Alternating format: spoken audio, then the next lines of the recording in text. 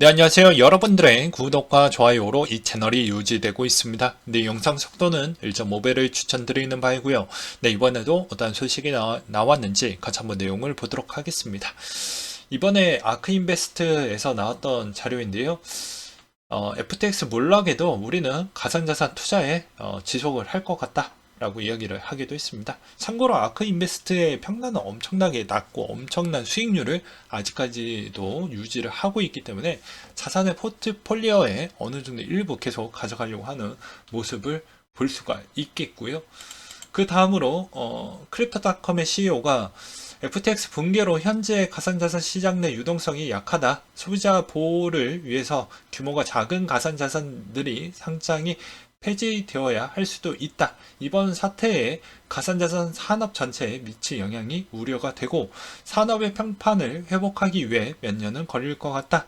모든 관계자들이 소비자들의 보호받을 수 있도록 규제 당국과 협력을 해서 투명성을 강화할 필요성이 있다라고 언급을 하기도 했습니다. 그 다음으로 주요 스테이블 코인의 출금 트랜잭션이 급증을 보여주고 있다고 하는데요. 급증을 보여주고 있다고 하는데요. 역대 가장 높은 출금 트랜잭션이었고 21년도 5월보다 가장 높은 부분을 보여주고 있다고 합니다. 아무래도 거래소의 유동량이 계속해서 줄어들고 있다는 건 어떻게 보면 기존에 있었던 좀 순위권 밖에 있는 거래소들이 상당히 좀 걱정이 많이 된다라고 볼 수가 있게 되겠죠. 그래서 어느 정도 거래소도 사전에 좀 정리가 될 것 같다라는 분위기가 계속해서 고조되고 있는 모습이 좀 안타깝다라고 볼 수가 있겠고요. 그 다음으로 크립토 시장이 다시 공포에 직면하고 있는 수순을 보고 있다라는 내용도 있는데요. 보게 되면 일주일 된 비트코인 물량을 보면 이러한 상황에도 비트코인을 매수하는 고래들이 좀 있다라고 되어져 있습니다. 근데 개미들은 여전히 출금을 해서 떠나가고 있죠. 근데 고래들은 좀 스탠스가 다릅니다. 이 돈 없어도 잘 먹고 잘 사는 고래들이기 때문에 여전히 추가적으로 매입을 해주고 있다는 점이 좀 특징적인 요소라고 생각이 들어서 한번 가지고 와봤고요. 그 다음으로는 바이비트가 고객의 자산의 80% 콜드 월렛에 보관 중이고 준비금 증명에 준비 중이다 라고 이야기를 하기도 했습니다. 빨리 준비를 해서 보여주는 게 신뢰도에 엄청나게 좀 도움이 될 텐데 이게 좀 아쉽다. 그리고 아무래도 바이낸스 CEO처럼 AMA를 진행을 해서 최대한 고객들에게 안정감을 주기 위해서 노력을 좀 하고 있는 모습을 볼 수가 있겠고요. 크립토닷컴 CEO는 출금 대기자 98% 감소했다라고 하는데요. 여러 가지 바람과 이때까지 모습을 계속해서 보여줌으로써 최대한 시장 달래기를 노력을 해주고 있습니다. 그러니까 어떻게 보면 과거에는 거래소가 거의 갑질을 좀 많이 했는데 지금은 이제 각각 을이 좀 바뀌었다라고 볼 수가 있는 모습을 또 볼 수가 있겠고요. 그 다음으로는 또 웃긴 점은 저는 또 이렇게도 생각이 들더라고요. 이게 이번 계기로 인해서 이런 바이비트나 크립토닷컴들이 좀 깨달은 점이 있어야 됩니다. 고객이 계속 어, 다량의 뱅크런 사태가 일어났었을 경우를 대비를 해서 나머지에 있는 세컨의 보호 체계를 좀 준비할 필요성이 있을 것인데 이번 사태에도 깨달음 없이 사전적 준비 단계가 또 부족하다고 하면 언제든지 두드려 맞아야 되겠죠. 그래서 여러분들은 거래소를 항상 확인을 하실 때 여러 가지에 있는 상황을 종합적으로 검토를 해본 뒤에 하시길 바라겠습니다. 그 다음에 리플과 바이낸스가 영국서 라이센스 취득을 추진을 했다라는 소식이 있었고요. 바이낸스 내용은 이번에 안전한 거래에 위해서 거래소 요구사항을 내가 한번 좀 몇 가지 주의사항을 좀 적어보도록 하겠다라는 이야기를 하기도 했습니다. 그래서 내용을 보게 되면 사용자 자금에 대한 리스크 방지, 네이티브 토큰 담보를 사용하지 말 것, 실시간 자산 증명을 내용 공유를 해야 되며 준비금 수준의 강력한 수준을 유지를 해야 되고 과도한 레버리지 방지, 보안 프로토콜 강화 시행. 그러니까 이걸 왜 지금 시점에서 보여주었던 배경은 무엇일까요? 이거를 어떻게 보면 사전적으로 이 부분을 좀 걸러라 라고도 주는 부분이 될 수도 있겠지만 우리 바이낸스는 이거 다 준비가 되어져 있으니 안전합니다라는 걸 좀 이야기했던 패턴도 있습니다. 그러니 어떻게 보면 바이낸스로 오세요라는 이야기로도 들릴 수가 있겠죠. 그 다음에 최근 트윗에서도 80억 명 사람들이 조만간 암호화폐 많이 사용할 것 같다라는 계속 이야기를 하고 있습니다. 게리 겐슬러가 FTX 사태 연관 여부성 조사의 청원서가 4,000명이 넘어갔다라고 하는데요. 뭐 이것도 뭐 여러 가지 이야기가 있는데 요약해서 설명을 드린다고 하면 아무래도 거래소 부분에 따른 FTX와 또 게리 겐슬러가 만나가지고 뭐 거래소 따로 한번 만들어 보자 뭐 이런 이야기를 또 가져갔던 내용들이 좀 있었기 때문에 아마 논란의 여지가 좀 있었던 것 같습니다. 그 다음으로 미국의 SEC 아크 셰어스 현물 비트코인 ETF 승인 여부 결정 시한이 내년 1월로 연기가 됐다라는 것과 FTX 80억 달러 규모의 자금 조달을 추진 중이다 라는 형태로 지금 조그맣게 쉼표를 지금 보여주고 있죠. 전체 시장에 잠깐 분위기가 쉬어가고 있는 모습을 볼 수가 있게 되겠습니다. FTX 사태 이후 셀프 커스터디 관심이 증가가 나왔다. 항상 부작용이 크면 거기에 또 반작용으로 나오는 효과라고 볼 수가 있게 되겠는데요.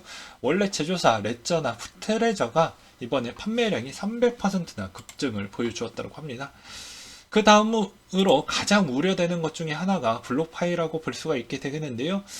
이번 형태에서 블록파이는 뭐 3에로 캐피탈에 따른 영향도 받았기도 했지만 반면에 또 루나 사태로도 영향을 받았던 영향이 있기 때문에 어떻게 보면 이번 FTX 사태로 인해서 추가적으로 한 번 더 맞아서 이게 이 해석의 여지를 본다고 하면 좀 웃긴데요. 우리는 모든 의무를 회복하기 위해서 계속 노력할 것이다. 노력이 중요한 게 아니에요. 잘해야죠. 예, 팩트는. 근데 노력이라는 이야기가 너무 많이 들어가져 있어서 쉽지는 않을 것으로 보여집니다. 그리고 향후 계획도 생각보다 좀 만족스럽지 못했기 때문에 걱정이 좀 많이 된다 정도가 될 것 같아요. 그래서 블록파이 유심하게 좀 지켜봐야 된다 라고 말씀을 드리고 싶고요. 그 다음으로 또 보게 되면 라인 밀러가 파산 신청 이후 어떻게 보면 콜드 스토리지에 옮기기 위한 예방 조치를 시작을 해서 괜찮다라는 이야기가 나왔는데 다시 한번 FTX 그룹에 있어서 실제 내용들을 한번 정리됐던 걸 한번 갖고 와봤습니다. FTX 트위터 공식 채널에서 한번 가지고 와봤는데요. 한번 읽어보니까 이게 아쉬운 점이 무엇이냐면 자 나머지 이 135개의 제휴회사가 다 이 파산법에 다 해당이 되는 게 아닙니다. 이 말의 의미는 어느 정도 날아간다라는 거예요. 이 날아간다라는 의미는 여러분들의 있는 코인이 저 135개에 어느 정도에 얽혀져 있는지까지는 저도 파악이 어렵고 이게 일부분만 보상이 될 수 있는 가능성이 더 높아질 수가 있다라는 것입니다. 그래서 이게 해석에 따른 차이가 나올 수가 있는데 이게 앞으로 이제 법정 제도를 지금 거치고 있어서 어디까지 보상이 될지는 일단 미지수에 일단 있다. 근데 확실한 점은 이게 어떻게 보면 미국에 있는 이 파산 절차에 모두 다 이 135개가 모두 다 회생이 가능한 시스템이 아니기 때문에 일부 보상으로 갈 확률이 매우 높다라는 것도 기억을 해주시는 게 건강상 좋으실 것 같아서 미리 말씀을 드리는 부분이고요. 만약에 지금에 있는 이 SNS 분위기나 그 다음에 여론 분위기가 계속 이걸 보상해야 된다라는 목소리가 계속 썰리 현상으로 나오게 되면 좀 내용은 바뀔 수가 있습니다. 그래서 이런 점도 좀 참고하시기 바라겠고요.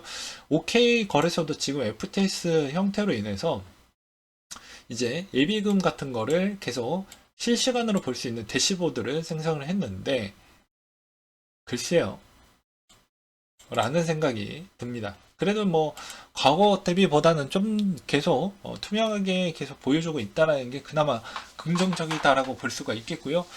요 순간 9월 달에 이제 운명의 장난인지는 모르겠지만 이런 상황을 미리 예측했다라는 형태로도 들릴 수 있을 만한 문구로 9월 13일 날 나왔던 내용인데요. 찰스 슈왑과 피델리티가 암호화폐 거래소 EDXM에 내년 1월 달에 정식 출시를 하겠다. 이렇게 되면 뭐 요렇게도 들리겠죠. 뭐 예를 들어서 지금 라이센스를 받고 있는 쪽은 코인베이스와 우리 에리스 X와 또 EDXM밖에 없습니다. 라고 이렇게 이야기를 하게 되면 분위기가 또 많이 바뀌겠죠. 거래소 순위도 많이 바뀔 것으로 보여집니다. 그 다음으로 이제 여러분들이 우려하는 그런 사항들이 좀 많이 나올 것 같은데요. 아무래도 업비트 같은 경우에는 어떡하죠 이런 이야기가 너무 많이 나와서 이 다트 내용을 보시면 크게 문제될 거 없습니다. 네, 그리고 저번에도 이야기했잖아요. 이거 거래 수수료 수익으로 인해서 어떻게 보면 건물도 매입하고 지분 취득도 많이 해서 여러분들한테 이거 다 팔고 정산하고도 돈이 남습니다. 그래서 걱정할 필요가 없습니다. 그리고 매번 이렇게 다트에서 이렇게 회계 감사를 받고 있기 때문에 이거 장난질 하면 이건 달라요. 예, 장난질 하는 순간 회계 장난질 하는 거는 차원이 다릅니다. 참고로. 그렇기 때문에 이것은 기존 대비부터 계속 해왔던 내용이기 때문에 문제가 될 건 없다. 단 이제 좀 아쉬운 건 무엇이냐, 대부분 들고 있었던 물량이 다 무엇이었냐가 중요하겠죠. 그렇지 않습니까? 그렇잖아요. 아무래도. 그래서 봤더니 대부분 알트코인의 비중이 80% 이상 되었더라 라는 내용들이 꽤 있었습니다. 이게 좀 아쉬운 것 같아요. 왜냐면 저도 과거 때부터 계속해서 보았지만 알트코인도 요즘은 이제 다 같이 올라가는 형태이긴 하지만 올라가는 배수가 좀 다릅니다. 그러니까 내가 기다리는 만큼에서 좀 대세가 되고 그 트렌드에 맞아야 5배, 10배 이상 올라가는 건 맞는데 이제 그 트렌드에 들어가지 않으면 5배까지도 겨우겨우 맞춰주는 정도라고 생각이 들더라고요. 그건 아마 여러분들 17, 18년도 때부터 지금에 있는 불장을 보게 되면 좀 그 차이점이 분명하지 않을까요? 라고 생각이 들 수가 있겠죠. 그래서 그런 부분을 또 준비를 해 보았고요. 그 다음에 오구라 유나 님이 NFT를 출시를 한다고 해서 내용을 보았더니 이게 아마 이게 가장 핫하지 않을까 라는 생각이 들었습니다. 그래서 NFT도 뭐 이런 정도에 있는 로드맵을 발표를 하면 구매 능력은 좀 잘 나올 것 같다라는 생각이 들어요. 그리고 이 NFT가 이 사람에 대한 NFT는 연예인과 NFT와 있는 관계도와 밀접하기 때문에 이건 뭐 엔터 주식을 투자했던 사람들은 대부분 알 겁니다. 이건 사람에 따른 이미지 훼손이 나면 NFT가 거의 박살이 날 수가 있으니 이런 점은 잘 참고하시면서 뭐 투자하시길 바라겠고요. 그 다음에 USDC 서클의 애플페이를 사용할 수 있다고 합니다. 그리고 노무라 암호화폐 사업부가 내년 중반 암호화폐 펀드 ETF를 출시할 계획을 갖고 있다고 하는데요. 제가 저번에 블로그에서도 제가 정리를 잘 해놨죠. 가장 안 좋았던 시기를 잘 타이밍을 잡아서 들어오려고 하는 자들도 꽤 많이 있다고 했습니다. 왜냐? 고점이 아니잖아요. 저점에 가까웠기 때문에 대부분 개인들은 돈이 없고 몰려서 그거 상환하는데 바쁘겠지만 이런 기관들은 그 시점에 맞춰가지고 여전히 들어올 계획을 갖고 있다라는 점도 좀 생각을 해보시길 바라겠고요. 그 다음에 폭락한 비트코인 법정화폐 엘살바도르 디폴트 위기가 나오고 있다. 이건 엘살바도르만 디폴트 위기가 아니죠. 예, 나머지 국가들도 거의 그 시점에서 간당간당하다라고 보는 게 맞을 것 같습니다. 이게 꼭 비트코인을 가지고 있어서 뭐 그렇다라는 평가를 보는 건 좀 어폐가 있다고 생각이 들고요. 이번에 신용 등급이 CCC 플러스로 평가를 받았다고 합니다. 매우 위험한 수준까지 떨어졌다고 볼 수가 있겠죠. 그 다음에 바이낸스로 장기 홀드 입금량이 급등을 보여주고 있다는 건 믿을 건 이제 바이낸스뿐밖에 없다라는 분위기가 좀 고조가 됐다라는 것과 이메이드 위믹스 관련 이슈 내용 정리가 잘 되어져 있는 게 하나가 있어서 한번 가지고 와봤는데요. 유통계획 실제 유통량과 불일치로 인해서 이슈화가 커졌고요.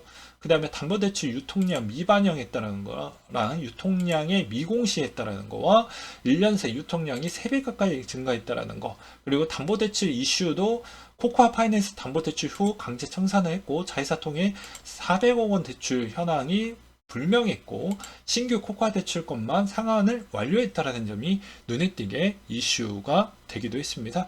그 다음에 유동화 관련 이슈도 있었는데요. 올해 1월 달에 유동화 없다라고 선언을 해놓고 유동화를 해당에 있는 매출 실적 보고서에다가 넣어놓기도 했었죠.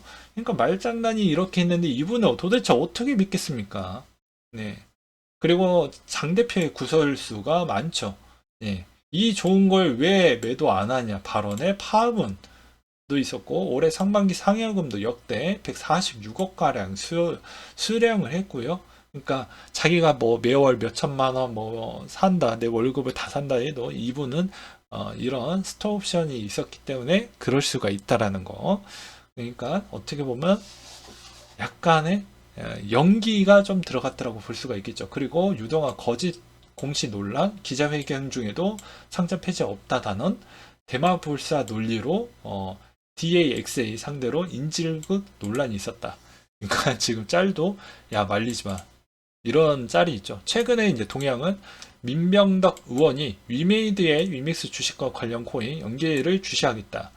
라고 했는데요. 유의 정보에서 해제할 것인지 상장 폐지할 것인지 좀 더 지켜보고 합리적인 판단을 좀 해보겠다. 간당간당하죠. 네. 근데 여기에 지금 VC 애들도 많이 얽혀져 있고요. 거래소 관계자도 많이 얽혀져 있어서 상장 폐지하기가 쉽지는 않을 것으로 보여집니다. 그래서 위메이드가 조금 정신을 차릴 필요성이 있다고 저는 생각이 들었고요. 그 다음에 비트코인 도미넌스도 이미 좀 올드하다. 그냥 대충 보면 안 된다. 스테이블 코인을 좀 빼고 봐야 된다. 라는 지표를 좀 언급을 하기도 했었는데요. 여전히 그만큼 지금에 있는 도미넌스는 좀 많이 낮다. 여전히 알트코인이 좀 비중이 높기 때문에 아직은 대부분 정신을 못 차리지 않았냐. 라는 의견들도 꽤 많이 나오고 있습니다. 그러니까 지금은 이렇게 상황이 안 좋으면 비트코인으로 좀 많이 바꿔놔야 되지 않겠냐라는 논리도 있거든요. 뭐 이건 각자 한번 생각을 해보시기 바라겠고요. 그 다음에 애플 공동 창업자가 신었던 샌들이 뭐 20만 달러에 판매가 됐다고 합니다. 어떤 취향을 갖고 있는지는 전 잘 모르겠고요. 지금의 원달러 동향도 미쳤습니다. 요즘 중국의 뭐 완화 조치와 이런 그 다음에 금리가 더 이상 올리는 강도를 좀 속도 조절을 하겠다라는 의견이 좀 많이 나와줌으로써 엄청나게 좀 많이 내려왔는데요. 이게 한동안 이렇게까지 많이 내려왔다라는 게 추가적으로 1,300원을 깨고 내려가기에는 좀 어려운 부분이 있습니다. 왜 그러냐면 대부분 경기가 안 좋아졌기 때문에 원달러 환율은 어느 정도는 좀 유지를 할 것으로 보여집니다. 1,300원대까지는 참고하시기 바라겠고요. 도미넌스도 대략 한 40% 구간대는 굳건하게 지켜주고 있는 상황인데 여기서 더 내려가기에는 어렵다라고 전 또 생각이 듭니다. 그 다음에 페이 프로토콜도 좀 웃긴데 결제 매개로 한 불법 행위를 차단하기 위해서 이용 금액 제한 규정을 시행한다라고 밝히기도 했다라고 합니다. 이제 국회의원들이 이제 여기에서 발을 담그기 시작을 하니까 사전적으로 좀 움직이고 있죠. 이 진작에 해야 될 걸 왜 지금에 와서 뭐 신설을 해서 규정을 내놓은지 이게 무서우니까 그런 거겠죠. 아무래도 두드려 맞을까봐. 그 다음에 코인베이스 CEO가 자사주 160만 정도를 좀 정리를 했다고 합니다. 아마 그 다음은 이 자금의 유연성을 위해서 좀 미리 사전에 매도를 하지 않았나라는 생각이 좀 들었고요.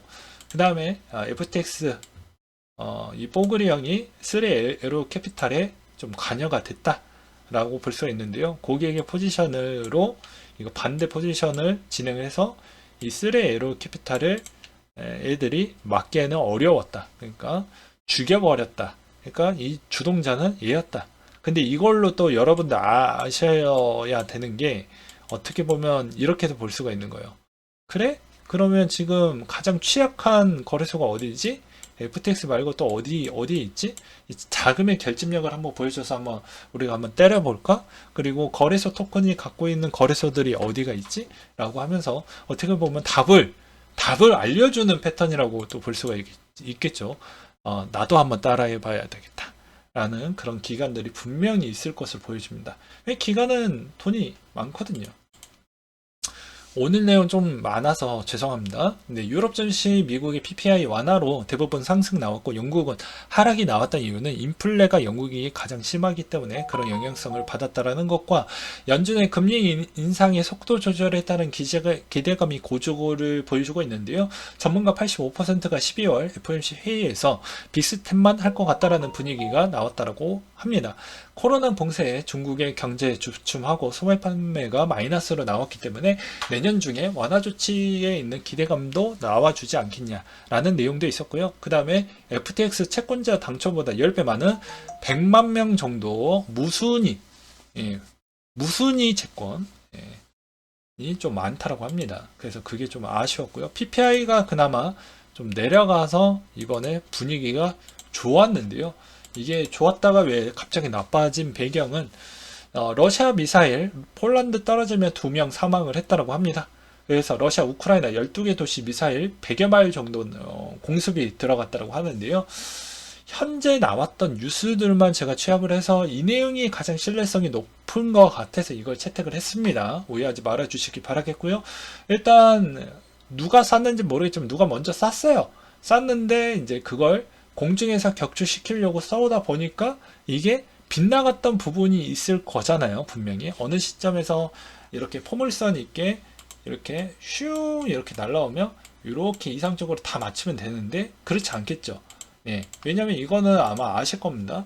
이스라엘이 중간에 미사일 막 날라올 때 자기네들이 방어하기 위해서 방어 미사일을 했는데 그게 확률이 한 93% 정도밖에 안 나죠. 나머지 7%는 어떻게 됐었을 것 같습니까? 미사일 막지 못했다는 거예요. 그리고 미사일이 막았다라고 해도 그 궤도가 틀어져서 둘 다 떨어져 나갔다는 거죠. 그러니까 그런 점이 가장 유사하다. 이렇게 보는 게 맞을 것 같습니다. 그리고 지금의 분위기는 어떻게 가고 있냐면 대부분 바이든 대통령도 똑같은 이야기를 하고 있습니다. 평화회담 촉구한 지 얼마 안 됐잖아요. 근데 여기에서 누구 편을 들어주기가 좀 그렇습니다. 그래서 젤렌스키는 우리 지금 피해 당했다라고 호소를 하고 있지만 유럽 연합 지금 물가 지금 잡기에 이게 연속적으로 가면 걔네들은 언제든지 마녀사냥으로 단두대에 당할 수가 있기 때문에 어쩔 수가 없는 겁니다. 그래서 지금 지금 이 시기를 한번 봐봐. 평화 회담한 지 얼마나 됐다고 너 그러니? 라고 이제 촉구를 하고 있죠. 그래서 지금 상황에서 러시아도 지금 강제 진병을 계속 하고 있지만 그게 효과가 많이 떨어지고 있죠. 인원수가 부족하다 보니까 이게 쉽지가 않은 겁니다.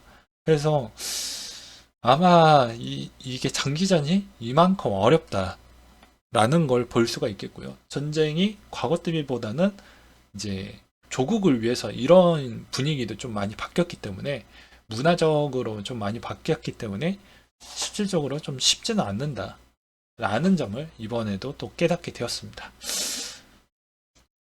그래서 그런 점을 좀 많이 보셔라 라고 볼 수가 있겠고요. 아무튼 이렇게 분위기가 안 좋은 환경에서 비트코인은 여전히 그나마 단기적으로 좋은 소식, 좀 희망적인 소식이 좀 많이 나와줘서 좀 올라가고 있는 패턴을 볼 수가 있습니다.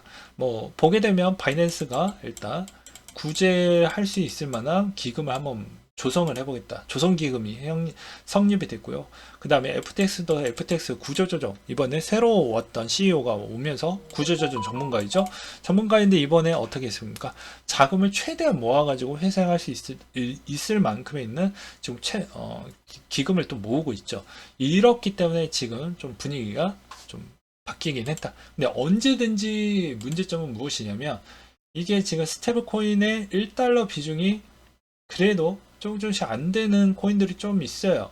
그래서 노출 빈도가 너무 높다. 그리고 사전에 뉴스가 나왔던 걸 언제든지 반대로 벤치마킹해서 공격의 대상자만 성립화 된다라고 하면 들어올 수가 있다. 그걸 느낄 수 있는 포인트는 무엇이었냐?